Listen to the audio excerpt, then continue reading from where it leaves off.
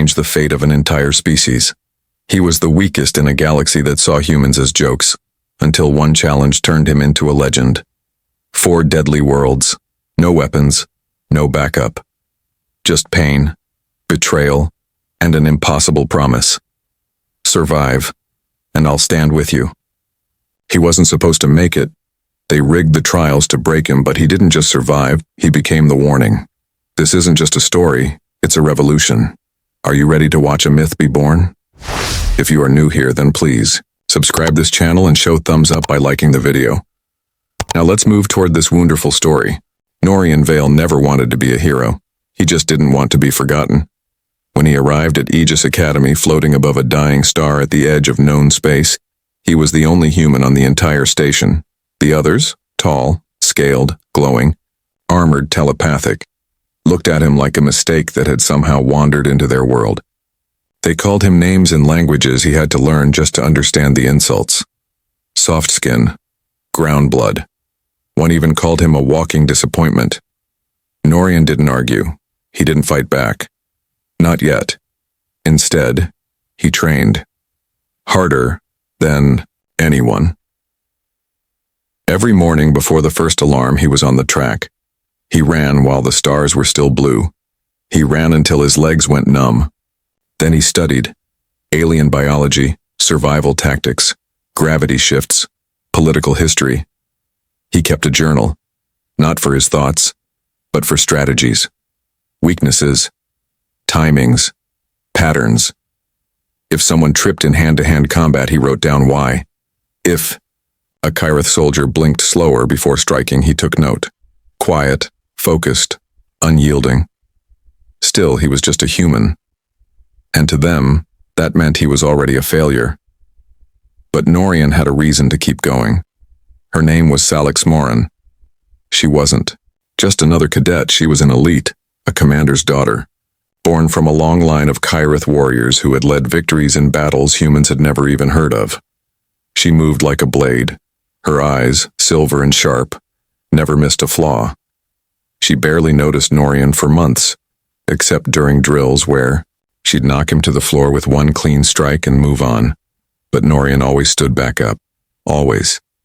One day, the Academy announced an open trial match. Random pairings, hand-to-hand combat, no weapons, no mercy. A test of endurance and will. The crowd filled the observation decks, eager to see who would fall. When Norian's name flashed on the board, people snickered. When they saw who he was paired with, Commander Salix Morin, the laughter turned into a roar of anticipation. This would be quick, they said. 1 punch, maybe 2 if she felt generous. Norian stepped into the ring. The lights above were cold and white, casting long shadows over the steel floor. Across from him, Salix adjusted her gloves with slow precision. She didn't smile. She didn't need to. When the signal sounded, she moved instantly, a blur of dark blue armor and sharp limbs. Norian blocked the first hit barely. The second hit cracked into his ribs, the third knocked him down. He tasted blood. He stood up. Again and again. "Why do you keep standing?" Salix asked after he rose for the 4th time. He wiped his mouth with the back of his hand. "Because I don't know how to stay down." Some laughed. Some didn't know what to think. Salix tilted her head slightly, her expression unreadable. Then, with the arena still buzzing, she said it. "Survive the 4 wards," she said, loud enough for everyone to hear. "And I'll stand beside you." The arena went silent. Everyone knew what that meant. The 4 wards were the deadliest trials in Aegis Academy, designed to break even the strongest cadets. Each one was on a different world, each more dangerous than the last. Survival wasn't just rare, it was nearly impossible. No one had ever completed all 4 in one cycle. The dare wasn't romantic. It wasn't a promise. It was humiliation wrapped in amusement. A test she was certain he'd fail. But Norian didn't laugh. He didn't even blink. "I accept," he said. Gasps rippled through the crowd. Even the instructors exchanged uneasy looks. One of them stepped forward, trying to stop the match, but Salix raised her hand. Her eyes locked onto Norian's. "You don't understand what you're agreeing to," she said. I do, he replied. And I'm not backing down. That night, Norian sat alone in the observation wing, staring out at the stars. His body was bruised, his ribs ached with every breath, and his fists were still wrapped in dried blood. But he smiled. The dare wasn't just about her. Not really.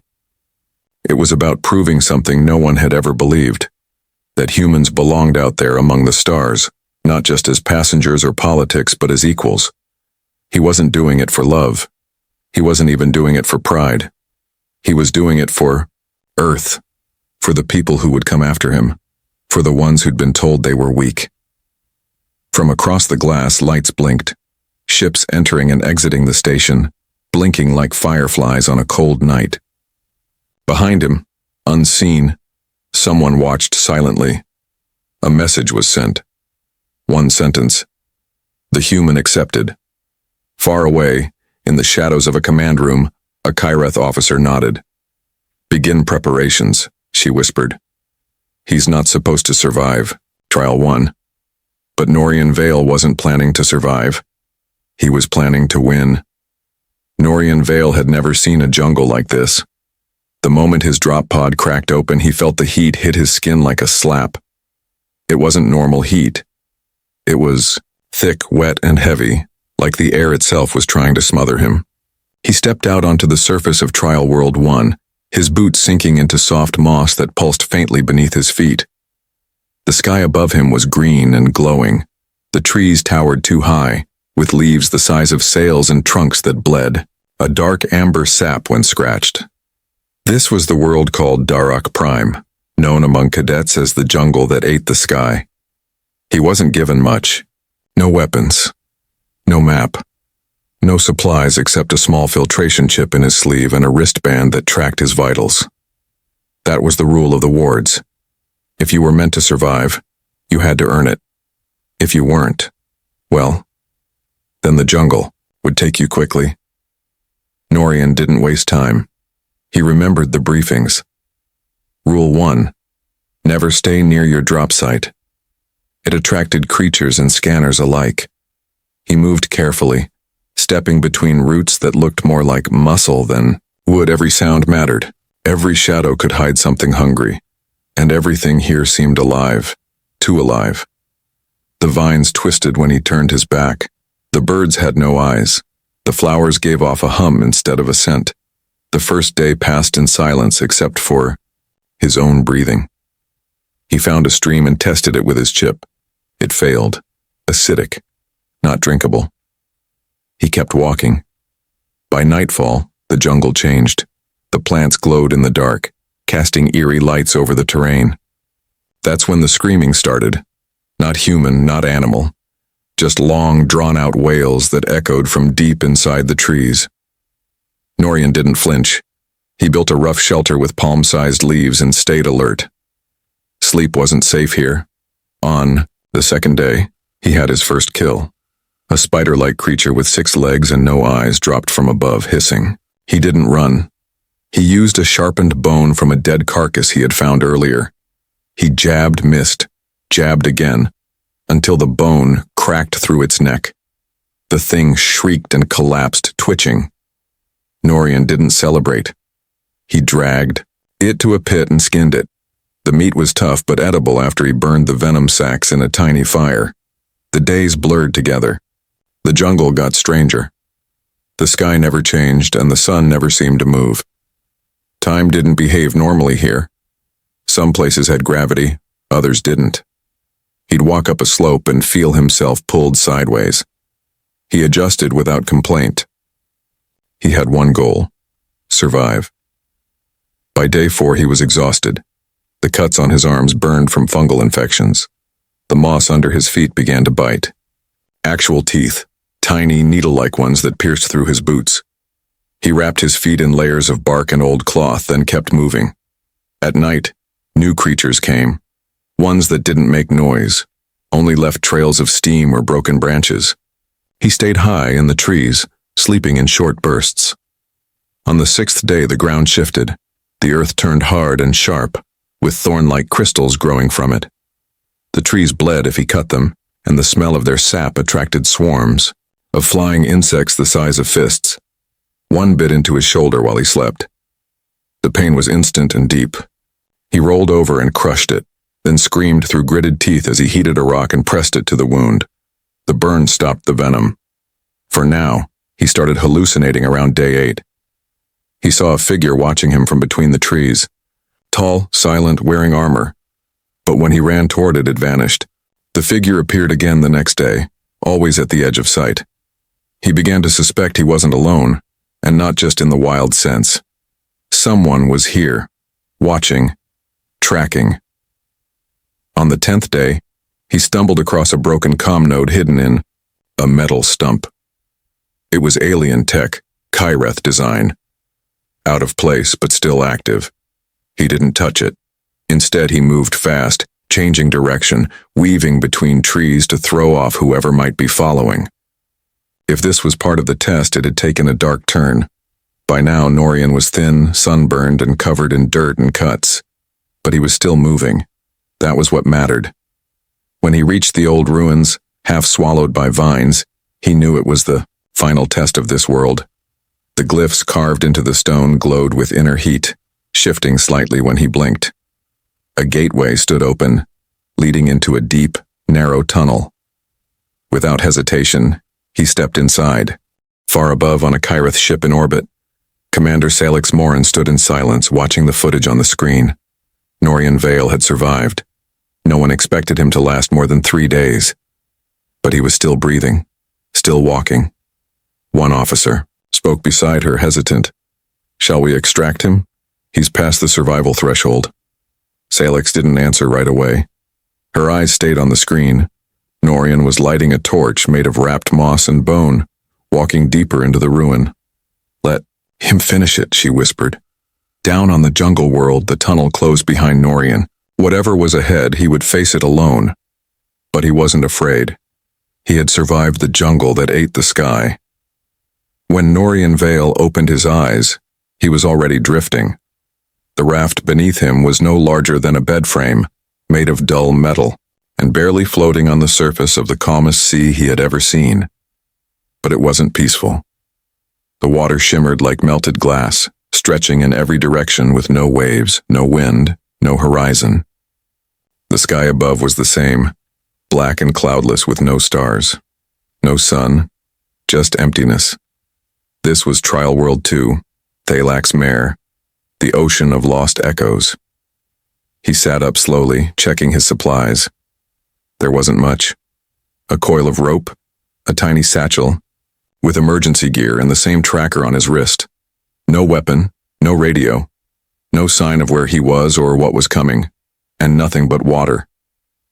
This world didn't test the body like the jungle had. It tested the mind.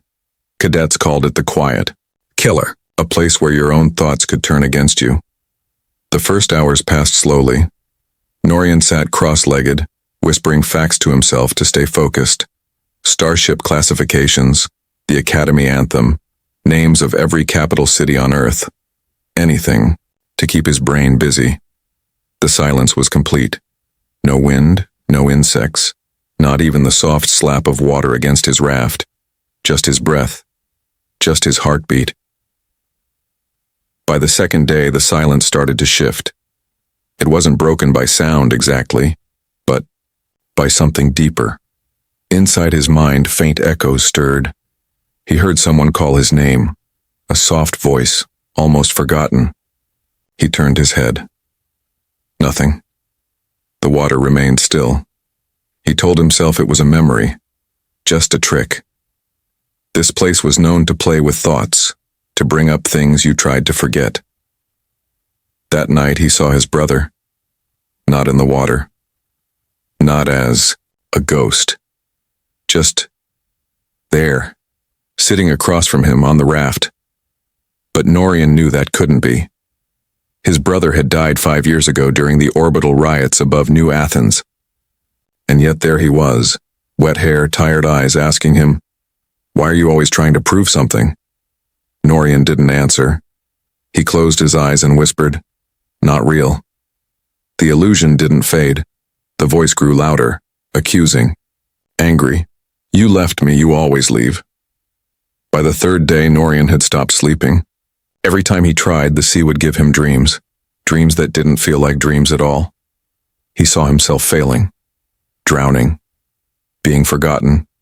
He saw Salix laughing, her voice cruel, her promise just a joke. He saw the academy cheering, his failure. The raft seemed smaller, the sky darker. His own memories were turning against him, but he didn't break. He started talking out loud to himself, reading the emergency manual word by word, just to fill the silence. Breathe slow, conserve energy, identify hallucinations. His voice was hoarse, but it helped. He scratched a tally into the metal of the raft every hour, just to mark time, just to feel real. By the fourth day, the sea tried a new trick. The voices changed, no longer cruel, no longer bitter. Now they praised him. You've done enough, Norian, they said. You're strong. Rest now, let go. The water shimmered with a strange light, warm, inviting. It no longer felt dangerous. It felt safe, peaceful. He nearly believed it. He lay flat on the raft, his limbs heavy, eyes half closed. For a moment he wanted to let the sea take him. Maybe that was the real test, to stop fighting, to surrender. But then, from deep inside, himself came a voice he did believe, his own, quiet but firm. No one's coming to save you. He sat up, teeth clenched. Then I'll save myself. He tied the rope around his chest and dove off the raft. The water was colder than expected, thicker. It resisted every movement, like swimming through memory itself. He kicked downward, deeper into the strange glowing depths, and the sea responded. Visions swirled around him, his childhood, his fears, his doubts. But he kept going. He had a purpose. Deep at the bottom, he found it. A cube of black glass no bigger than his hand, floating inside a broken structure made of alien metal. The artifact. The core the instructors said no one ever recovered. The one thing that proved you'd truly conquered the ocean. As his fingers touched it, the sea screamed, not with sound but with feeling. Pain, guilt, regret. And suddenly, Norian wasn't underwater anymore. He was back on Earth, in a burning street, with his brother, dying beside him, smoke in the air. Sirens. His brother's hand reaching for his. You left me. But Norian didn't move. He stared at the illusion and said, You're not real. I didn't leave. I lived. The scene cracked and vanished. The pressure released. He kicked hard and rose through the water, chest burning. When he broke the surface, he collapsed onto the raft, coughing and shaking. The sky above had changed, no longer black, now soft blue, with hints of gold. The sea was still, quiet, but no longer whispering. Far above, in a Kireth command room, Salix Morin stood frozen, watching the live feed. One officer leaned close. He retrieved the core. He made it out. Salix didn't speak. Her hands gripped the console, her expression unreadable. Down below, Norian lay flat on the raft, one hand on the cube. He didn't smile. He didn't cry. He just stared up at the blue sky, eyes wide, heart steady. 2 worlds down. 2 more to go. Norian Vale didn't land on Trial World 4. He crashed into it. The moment the dropship's doors blew open, heat roared in like a beast. It wasn't the heat of the jungle or the thick warmth of the whispering sea. This was dry, sharp heat. That bit through his suit and scraped at his skin.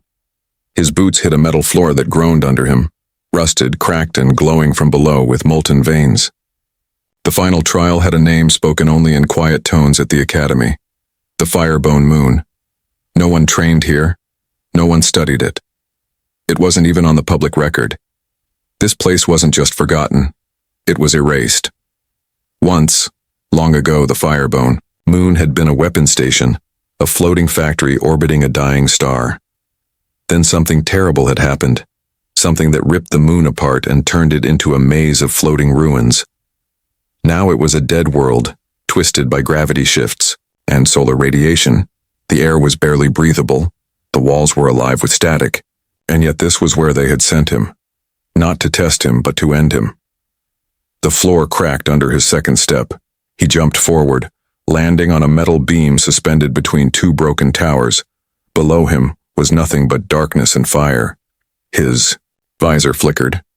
Systems inside his suit struggled to stay stable. He moved carefully, using his arms to balance, his legs to absorb every shift in gravity. Every few seconds, the entire station creaked as pieces of it drifted apart and then slammed back together again. The firebone moon wasn't still. It was constantly falling apart and pulling itself back together. There were no signs, no paths, only danger in every direction. He climbed through half-collapsed corridors and crawled over piping that dripped glowing sludge. At one point he slipped and barely caught himself on a sharp rail. His gloves tore. Blood ran down his arm. But he kept moving. The final beacon was somewhere deep in the heart of this place. All he had to do was reach it. That's what they said. But Norian was beginning to see the truth. This wasn't a trial.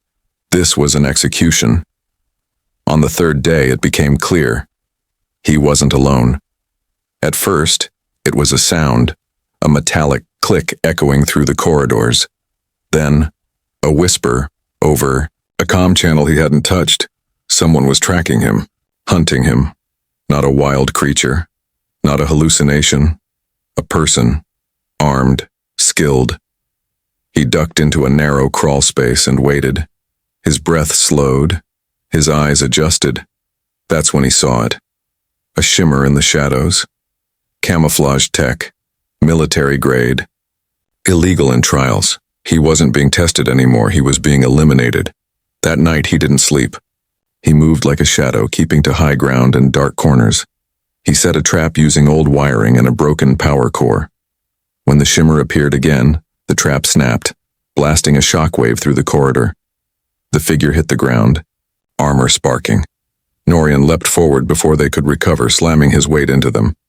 The helmet cracked, revealing a Kyreth face, young, cold, unblinking. The soldier didn't beg. He reached for his blade. Norian didn't hesitate. He acted. Fast. Final. He found a comm chip in the soldier's pouch, encoded but active. The signal was clear, a direct order from the Kyreth High Command. Norian Vale is a threat to balance. Eliminate. No trial completion permitted. Collateral acceptable. He stared at the message. His heart didn't race. It hardened. This wasn't just about pride anymore, or proving humans belonged. They were afraid, not of his strength, but of his survival. Of what it meant if someone like him, someone they thought weak, kept standing up. He used the soldier's supplies to heal, refuel, and press on. No more hiding, no more hesitation. He crossed boiling chambers and freezing tunnels, climbed rusted towers and crawled through fractured data rooms. Everything was broken here, everything burned. But Norian didn't stop. He moved like a man, who had already died once and come back stronger. On the fifth day, he reached the final chamber. The walls pulsed with red heat. In the center, the beacon stood, tall, cracked, but still active. He approached it, hand shaking, not from fear but exhaustion. One touch. That's all it needed. Before he reached it, the floor gave way. He fell into blackness. Sharp metal scraped his back. He hit hard, gasping. He was surrounded by old machines, torn apart, fused into walls, some still humming. A graveyard of forgotten weapons. From the darkness, a final figure stepped out. Another assassin.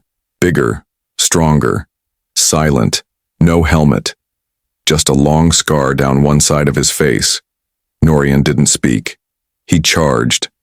The fight was brutal. No fancy moves, just fists, elbows, broken pipes used like clubs. The assassin hit hard. Norian hit back harder. When it was over, both men were on the floor, bloodied, gasping. But only one got up. Norian crawled to the beacon. One hand, one breath. He pressed his palm to the core. Above, in the Kyreth command station, alarms blared. The beacon activated.